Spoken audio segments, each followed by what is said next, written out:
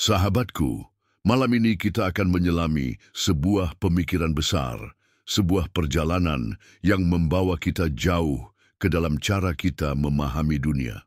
Ini adalah kisah tentang akal dan pengalaman, tentang batas pengetahuan manusia, dan tentang pertanyaan-pertanyaan besar yang telah menggetarkan pikiran-pikiran besar selama berabad-abad.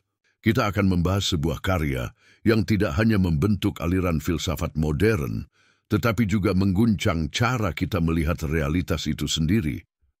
Buku ini adalah The Critique of Pure Reason, karya Immanuel Kant.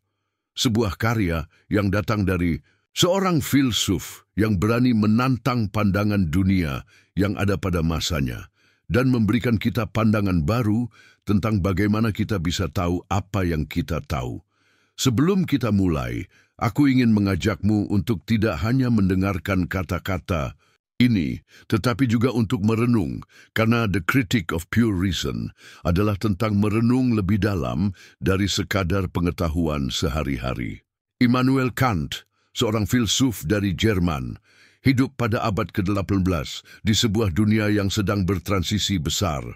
Revolusi ilmiah telah mengubah cara kita melihat alam semesta, sementara pencerahan membebaskan pikiran manusia dari belenggu dogma dan kepercayaan yang tak terbukti. Di tengah perubahan ini, Kant datang dengan sebuah pertanyaan yang sangat mendalam. Bagaimana kita bisa mengetahui dunia?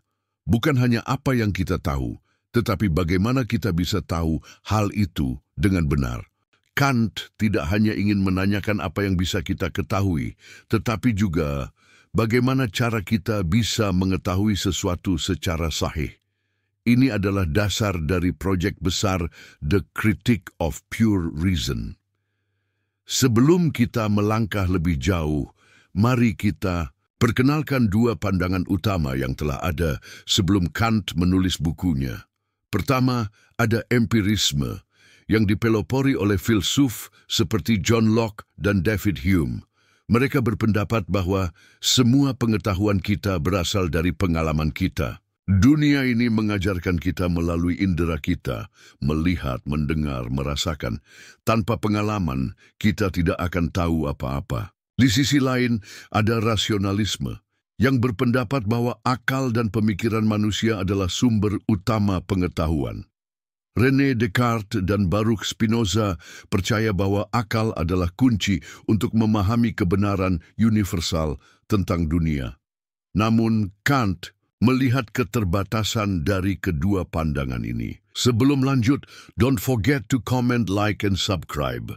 Empirisme tidak dapat menjelaskan bagaimana kita bisa memahami hal-hal yang tidak dapat kita lihat atau sentuh, sementara rasionalisme tidak bisa menjelaskan bagaimana ide-ide kita berhubungan dengan dunia nyata. Jadi, Kant berpikir, jika kita ingin tahu bagaimana kita bisa mengetahui dunia dengan benar, kita harus mencari jalan tengah antara keduanya. Salah satu gagasan paling terkenal dalam The Critique of Pure Reason adalah pembagian antara fenomena dan noumena. Fenomena adalah dunia sebagaimana kita mengalaminya, dunia yang kita bisa lihat, rasakan, dan sentuh. Ini adalah dunia yang kita ketahui melalui pengalaman kita, dunia yang terbentuk dalam pikiran kita, melalui indera kita. Namun, ada hal yang lebih dari sekadar pengalaman ini, yang Kant sebut sebagai noumena, dunia yang ada di luar pengalaman kita, dunia yang tidak dapat kita akses langsung. Noumena adalah dunia yang tidak kita ketahui, dunia di luar jangkauan indera kita, atau bahkan akal kita. Ini adalah bagian yang sangat penting dari filosofi Kant, bahwa meskipun kita bisa memahami dunia yang tampak, kita tidak bisa benar-benar mengetahui dunia itu dalam keseluruhannya, karena kita selalu terhubung dengan dunia melalui fenomena, tidak lebih dari itu. Sekarang, Kant membawa kita lebih dalam ke dalam cara kita memahami dunia. Dia mengatakan bahwa meskipun pengetahuan kita berasal dari pengalaman, pikiran kita memainkan peran yang sangat penting dalam mengorganisir pengalaman itu. Ada kategori-kategori pikiran yang membentuk cara kita melihat dunia, seperti ruang, waktu, dan sebab akibat. Tanpa kategori-kategori ini, kita tidak akan bisa membuat rasa dari dunia kita.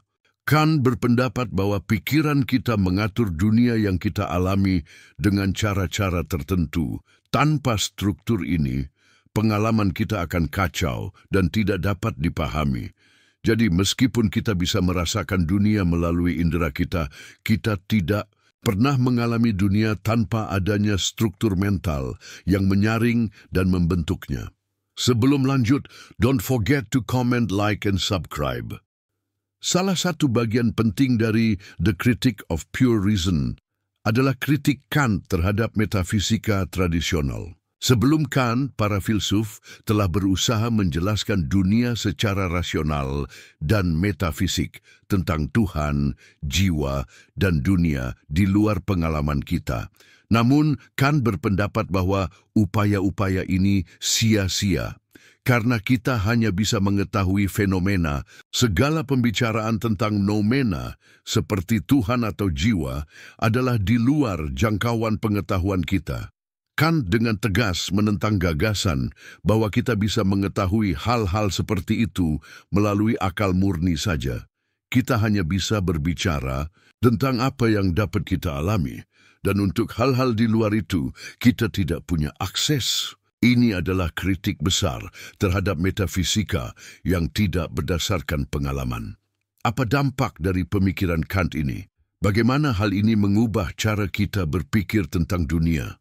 Pemikiran Kant membuka jalan bagi banyak aliran filsafat modern, dari idealisme yang dikembangkan oleh Fichte dan Hegel, hingga fenomenologi yang dipelopori oleh Husserl dan Heidegger. Kant mengajarkan kita bahwa meskipun kita tidak bisa mengetahui dunia dalam keseluruhannya, pemahaman kita tentang dunia ini dibentuk oleh cara kita berpikir dan mengorganisir pengalaman kita. Dengan kata lain, dunia yang kita alami adalah hasil dari interaksi antara dunia luar dan struktur mental kita sendiri. Itulah inti dari The Critique of Pure Reason oleh Immanuel Kant, sebuah karya yang mengguncang dasar pemikiran manusia tentang pengetahuan dan realitas. Kant mengajak kita untuk berpikir lebih dalam tentang batas-batas pengetahuan kita tentang dunia yang kita alami dan tentang peran kita dalam membentuk pengalaman itu. Mungkin kita tidak bisa mengetahui segala sesuatu tentang dunia, tetapi melalui pemahaman yang lebih mendalam tentang bagaimana kita mengetahui, kita bisa lebih bijaksana dalam menghadapinya. Terima kasih telah bergabung dalam perjalanan filsafat malam ini. Semoga pemikiran Kant memberi kita cara baru dalam melihat dunia, bahkan dalam dunia yang penuh ketidakpastian. Don't forget to comment, like, and subscribe.